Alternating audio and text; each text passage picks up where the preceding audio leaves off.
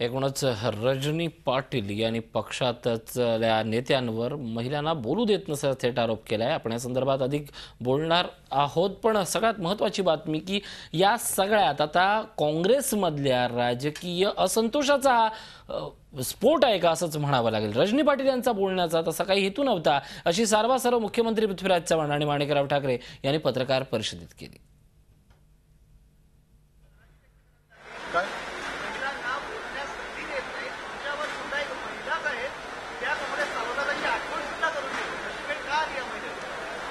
मला वाटतं मी जेव्हा ही परिस्थिती लक्षात आली की लगेच त्याच्यामध्ये दुरुस्ती करण्यात आली, परंतु वेळ कमी होता।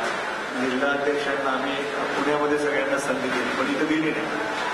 तिथे महिला जास्त बोलल्या असेल, इथं महिला एखादी कमी बोलली असेल, परंतु ज्याचंही त्यांनी लक्षात आणून दिलं तसं एक नाही 2 महिलांना संधी देण्यात आली।